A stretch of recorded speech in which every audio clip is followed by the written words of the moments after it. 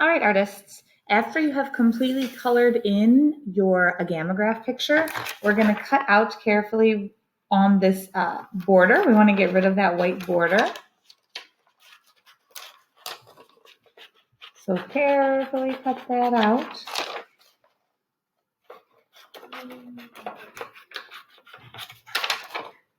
We're going to use a glue stick to glue this to the middle of a second piece of paper.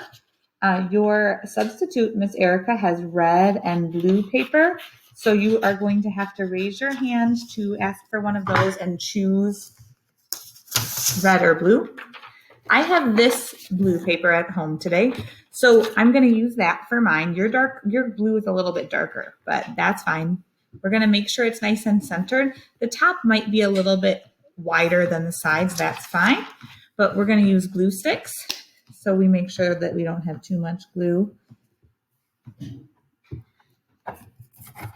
And then you're going to glue this down in the center of that second piece of paper. So remember, we're trying to get it really nice and centered.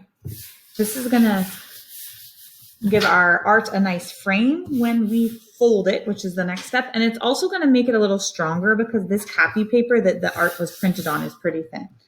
So I'm going to flip this over, give it a little back rub. And now it's time to fold. To fold this art, we're going to create an accordion fold. So an accordion fold is like you fold it one direction and then you fold it the opposite direction.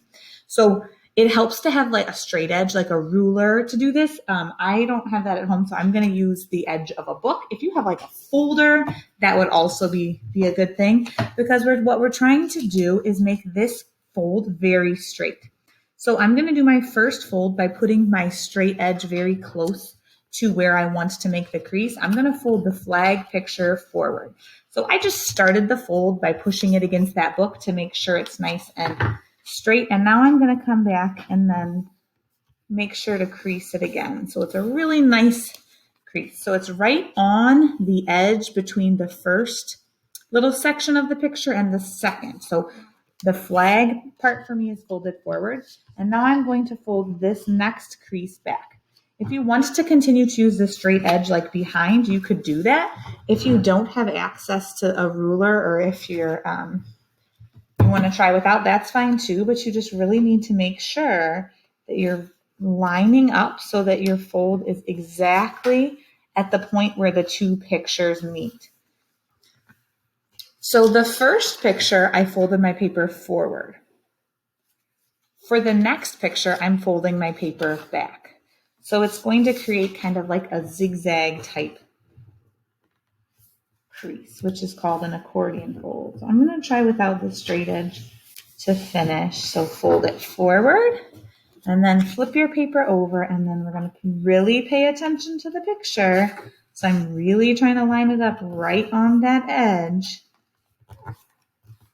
and fold it back. So you can see what's happening with my fold is that it's creating kind of like a zigzag line.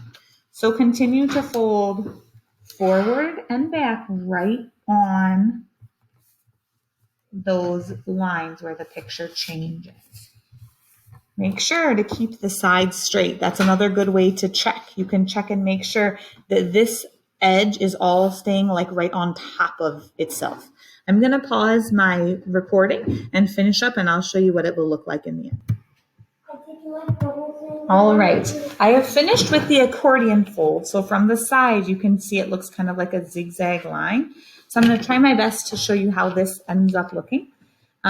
When we look from one side, we can see that American flag picture. And then as we shift it, we can see that patriotic hat. So it's really pretty cool if you take the time to color nicely and crease it really well. So if you're done with your patriotic Agamograph, you can take it home and show off that awesome work you just made.